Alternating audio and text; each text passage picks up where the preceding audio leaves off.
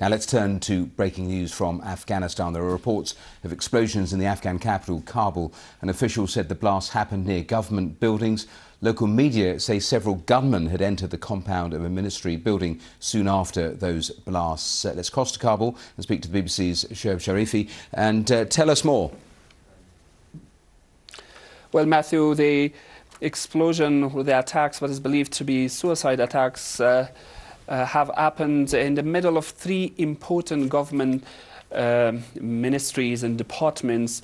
Two government ministries, the attack has happened sort of in the vicinity of both, and adjacent to that area is a very important military base which is sort of tasked for protection of top government authorities. It is believed that this department of the government is the aim of the target. The Afghan Interior Ministry Deputy Spokesperson Nasrat Rahimi told us that after two multiple explosions, gunfire was heard, and it's believed that the attackers were armed, and it is still going on. Some of the employees, in fact, it happened just before the home time for the government employees, just before they were leaving, before they left the ministry, and some of those who were trapped inside these government buildings contacted us saying how terrified the employees were. And some of the officials in these two ministries, in fact, where the bulk of the attack has happened, told us that they have started evacuation of the civil servants from emergency exits. So far, no source has officially confirmed the number of deaths or wounded, but it is feared that in these explosions, both civilians and security forces may have been killed or wounded.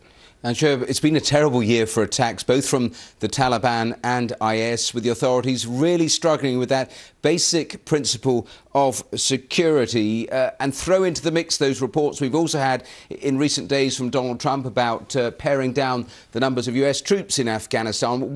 If you look at all of those things together, what is your analysis?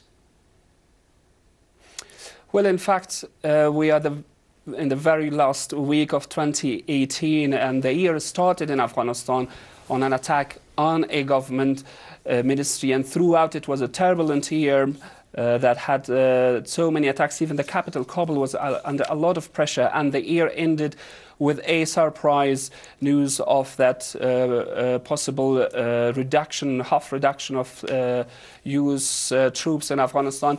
In one sense, in fact, it was interpreted here, there were some mixed reactions to that. At the end of the year, you hear that your closest ally, i.e. the Americans, are reducing their number of troops without any particular reason, without any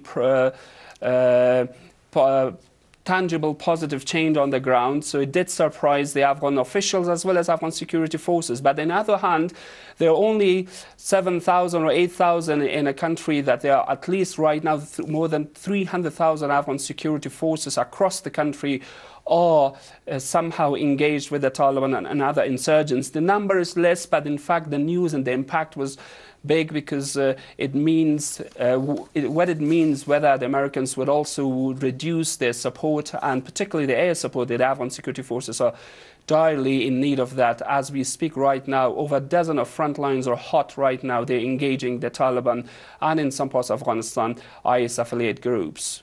All right, there we'll leave it. We'll return to you if there's more on the ongoing nature of today's attack and any casualty figures. But for now, thanks very much for the latest on that breaking story.